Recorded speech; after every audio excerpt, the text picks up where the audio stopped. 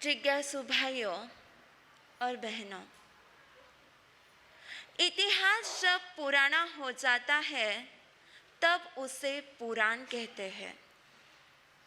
इन पुराणों में भारत का बहुत बड़ा इतिहास छुपा हुआ है। युगों युगों से चली आ रही इस मनुष्य सृष्टि के कल्याण के लिए समय समय पर अनेक महापुरुषों ने जन्म लिया। त्रेता युग में श्री राम ने जन्म लिया और समाज को चारित्र निर्माण का संदेश दिया। द्वापर युग में श्री कृष्ण ने जन्म लिया और गीता के माध्यम से कर्म के सिद्धांत को समझाया। उसी तरह बंधुओं, इस कलयुग में भी एक युग पुरुष ने जन्म लिया जिसने शिक्षा, सेवा और संगठन का शंखनाद किया और उस युग पुरुष का नाम था गुरु आनंद। प्रश्न आता है, इस दुनिया में, इस मनुष्य जगत में कितने ही करोड़ों अरबों मनुष्य है, फिर भी किसी का जन्म सप्ताह नहीं मनाया गया, ना ही किसी के जन्म शताब्दी वर्ष मनाई जाती है। क्यों अमुक अमुक महापुरुषों की ही जन्म सप्ताह मनाया जाता है? इस विश्व में, इस विशाल विश्व में हर दिन, हर घंटे, हर पल में लगभग किसी न किसी मनुष्य का अवतरण होता है। कोई ना कोई आत्मा इस धरती पर मनुष्य के रूप में अवतरित होती है, अपना जीवन जीती है, अपनी क्रियाएं करती है और समय आने के बाद काल के गोद में सो जाती है और साथ ही साथ अपना अस्तित्व भी मिटा देती है। लेकिन इन आत्माओं का लेखा जोखा कौन रखता है? क्यों कोई वक्ता इन्हें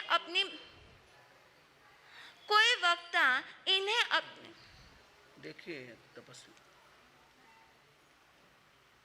तपस्वी सभा में जय जयकार सब मिले हर बार, तपस्वी राज बधाते हैं। खाया तपस्या का माल, किया खूब कमाल, स्वागत हम करते हैं कि तपस्वी का सुस्वागतम, कि तपस्वी का सुस्वागतम।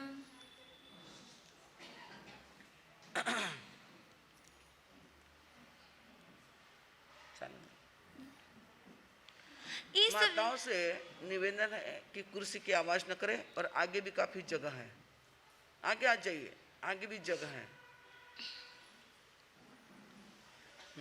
इस विश्व में अनेक आत्माएं जन्म लेती है।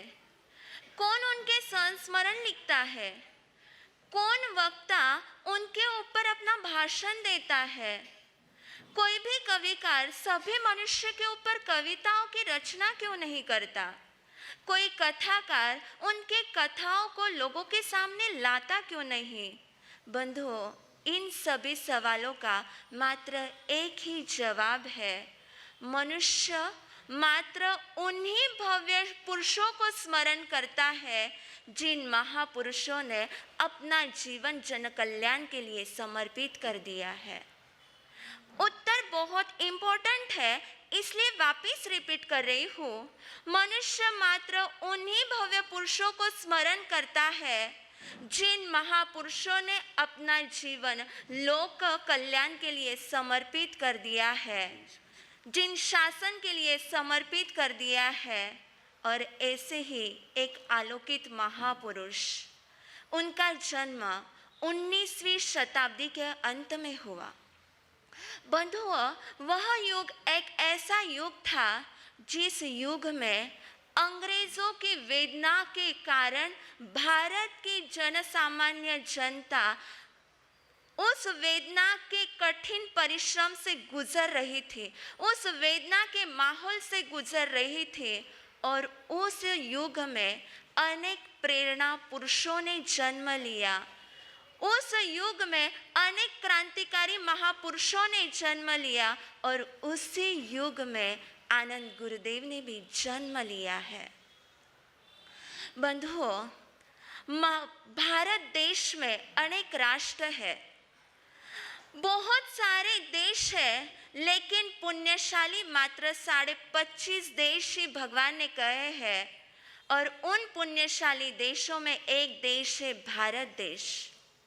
उस भारत देश में बहुत सारे राष्ट्र हैं। उन राष्ट्र में है एक महाराष्ट्र।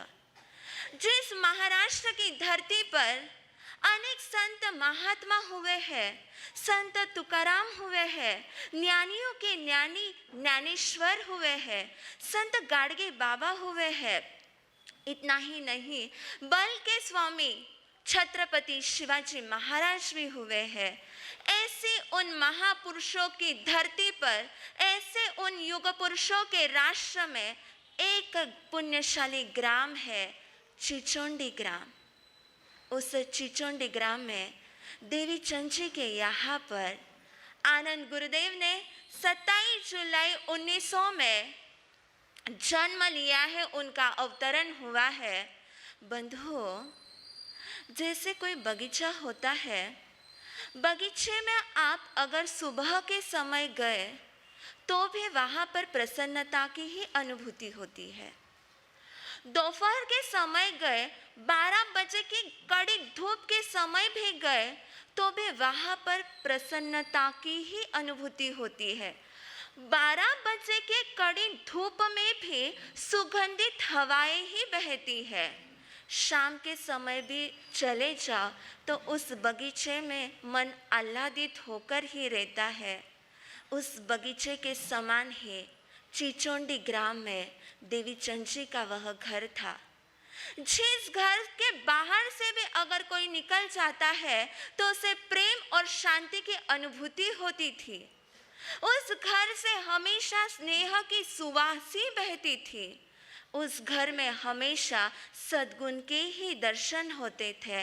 आज ऐसे घर में एक नई किलकारी गूंजी है, एक नई आवाज गूंजी है। माता हुलसा देवी ने एक सुंदर सलोने पुत्र रत्न को जन्म दिया है, जिनका नाम रखा गया है नेमीचंद। बंधुओं, उस समय में भी नाम के बहुत सारे टाइप थे। सागरमल थे, हीराचंद जी थे, मानिकचंद जी थे, मोतीचंद जी थे, बहुत सारे नाम थे। पर माता पिता ने नेमीचंद नाम ही क्यों रखा? बंधुओं, शायद उस समय माता पिता को अनुभूति हो चुकी होंगी, अगर मैं इसका नाम अभी तीर्थंकर के साथ जोड़ दूं तो शायद भविष्य में इसका जीवन भी तीर्थंकर के साथ जुड़ सकता है। इसलिए माता पिता ने शायद उस अनुभूति के आधार पर बालक का नाम नेमीचंद रख दिया है। बालक के अपने व्यवहार से ऐसे प्यार के वाइब्रेशंस निकल रहे थे कि जो भी उस बालक के ओरा में आता था उसके मुंह से सहज एक प्यारा नाम निकल जाता था, अरे गोटी राम। लोगों ने अपने प्यार की आवाज दे दी है बालक नेमी को, उनका थेलोक्यो न टोपन नाम, वह अपर नाम दे दिया है गोटी राम। नमन है उस चिचोंडी की उस मिट्टी को, जिस मिट्टी पर गुरुदेव ने अपने प्रथम कदम बढ़ाए। नमन है माँ हुलसा के उस कुक्षी को, जिस कुक्षी में आनंद गुरुदेव को जन्म देने का सौभाग्य मिला। नमन है पिता देवी चंद जी के उस गोद को, जिस गोद में आनंद गुरुदेव को वात्सल्य और स्नेह प्यार मिला। ऐसी गोद में, ऐसे माहौल में आनंद गुरुदेव का जन्म हो चुका है। बंधुओं, पिता देवी चंद जी कोई सामान्य व्यक्ति नहीं थे, पूरे चिचोंडी ग्राम में एक प्रतिष्ठित व्यक्ति थे। सारे लोगों के दिल में उनके लिए एक नाम जुड़ चुका था। जिस तरह इस व्यक्ति का नाम देवी चंद है, स्वभाव से यह व्यक्ति देव पुरुष ही है। छोटा सा परिवार था, बड़ी पुत्री थी, 2 नंबर का पुत्र था उत्तम चंद जी और सबसे छोटे थे बाल नेमी चंद जी। बड़ी पुत्री थी, इसलिए समय होने पर सबसे पहले पुत्री का विवाह हो चुका था। 2 संतानों के साथ माता पिता खुशी से अपना समय गुजार रहे थे। बाल नेमीचंद जी को माता पिता संस्कारों में ढालने का प्रयास कर रहे हैं। शिक्षा की उम्र हो चुकी है। पिता ने बाल नेमीचंद जी को शिक्षा के लिए स्कूल में भेजा है। हंसते हुए पिता बाल नेमी कुमार को स्कूल के लिए रवाना कर रहे हैं, परंतु बंधुओं कहते हैं नियति के गोद में क्या छिपा है पहचानना मुश्किल है।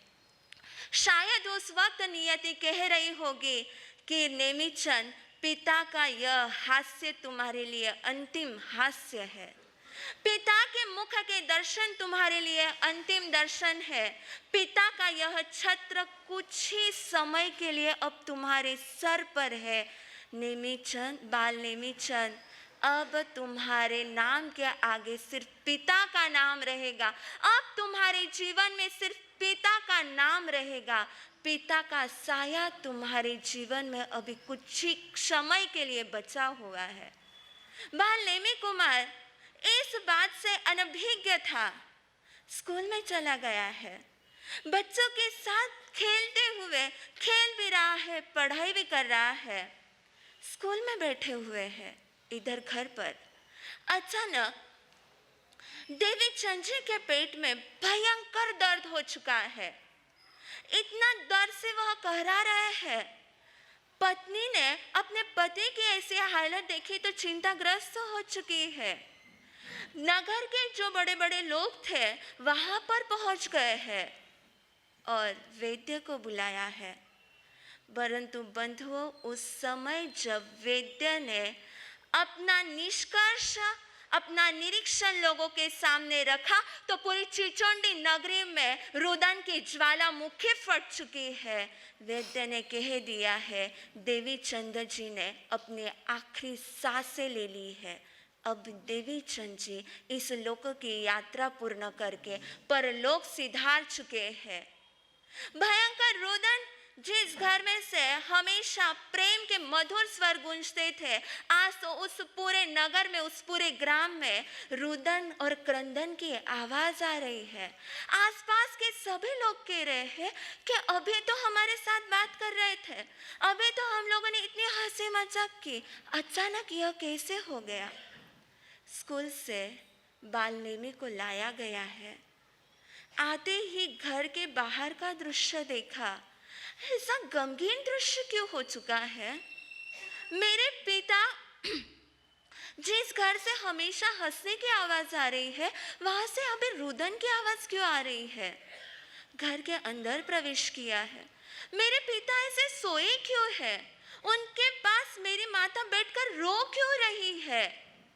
वह बाल नेमी कुमार बार बार अपने पिता के सिर पर से हाथ घुमा रहा है, बार बार उनको उठाने का प्रयत्न कर रहा है। पिताजी उठो ना, आप ऐसे सो क्यों गए हो। पिताजी, थोड़ी सी भी आवाज हो जाती तो आपकी नींद तुरंत खुल जाती है। मैं आपको आज इतनी आवाज लगा रहा हूँ, आपको मेरी आवाज सुनाई क्यों नहीं दे रही है। बार बार पिता के सिर को अपने कोमल हाथों से हिला रहा है। पिताजी उठो ना। तब पास में खड़े श्रेष्ठी ने कहा, बेटा अब तेरे पिता चिर निद्रा में सो गए हैं, वो अब कभी भी नहीं उठेंगे। क्यों? मेरे पिता अब क्यों नहीं उठेंगे। मेरे पिता ऐसे नींद में क्यों सो गए हैं। मैं अब पिता कहकर किसे बुलाऊं। जे हात माझ्यावर वात्सल्याने फेरवत होते, नियतीने ते हात माझ्यापासनं दूर का नेले। ज्या डोळ्यांनी माझ्या उज्ज्वल भविष्याचे अनंत स्वप्न बघितले होते, ते डोळे नियतीने बंद का केले। बाबा, माझ्यासाठी तुम्ही प्रत्येक संघर्षासाठी लढले हो। प्रत्येक संकटामधून तुम्ही केवढ्या प्रयत्नाने निघून गेले। बाबा, मृत्यूसोबत लढताना तुम्ही एवढे लवकर का हारले। अनेक प्रश्न वह बालमन उस समय पूछ रहा है, परंतु बंधुओं वहां पर खड़े बड़े लोगों के पास इसका कोई जवाब नहीं है। क्या बीत रही होगी उस हुल्सा माँ के ऊपर। एक नन्ही जान अपने पिता के पास नहीं, पिता के शव के पास बैठी है। कैसे देखा होगा माँ हुल्सा ने उस नन्ही आंखों पर, जो नन्ही आंखें अपने पिता के उठने का इंतजार कर रही है। वह इंतजार कर रही वो आंखें कि मेरे पिता अब उठेंगे, मेरे पिता अब उठेंगे। लेकिन उन आंखों में अब प्रतीक्षा के अलावा और कुछ भी नहीं बचा है। ऐसे गमगीन माहौल में माँ हुल्सा के पास सिर्फ 2 ही ऑप्शन है। उसे पता है कि घर के हर कोने में मेरी पति की स्मृतियां बिखरी हुई है। उन स्मृतियों का इतना ही नहीं बंधुओं, दीवार पर खूंटी पर लटके हुए कपड़ों में भी पति की स्मृतियां है। उस पति के हर एक चीज को देखकर रो ले, भूतकाल में गमगीन हो जाए, यह फर्स्ट ऑप्शन है। और दूसरा ऑप्शन है पति के स्मृति को सिर्फ दिल में रखकर अब बच्चों के भविष्य की उज्जवल संकल्पना करें, एक प्लानिंग करें। बस 2 ही ऑप्शन अब माँ हुल्सा के पास है।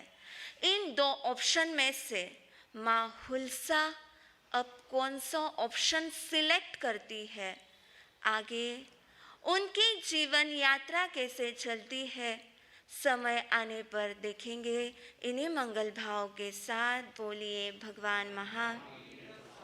बंधुओं, हर वर्ष पूज्य श्री सुप्रिया दर्शनाजी महाराज साहब यह आनंद जीवन यात्रा कराते हैं, लेकिन बंधुओं कुछ गले की अस्वस्थता के कारण वह इस बार फरमा नहीं पाए।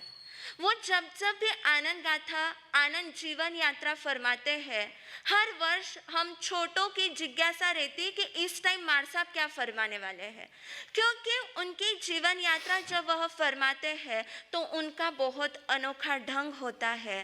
बंधुओं, बस आज प्रार्थना इतनी सी है, भले ही आज आनंद जीवन यात्रा की शुरुआत हो चुकी हो, लेकिन आगे के जो दिन है उन दिनों में पूज्य श्री सुप्रिया दर्शनाजी महाराज साहब के गले की स्वस्थता हो जाए और वह आनंद जीवन यात्रा उनके ही मुखारविंद से श्रवण करने का हम सभी को सौभाग्य प्राप्त हो। इन्हीं शुभ मंगल का भाव के साथ बोलिए भगवान महावीर स्वामी की जय।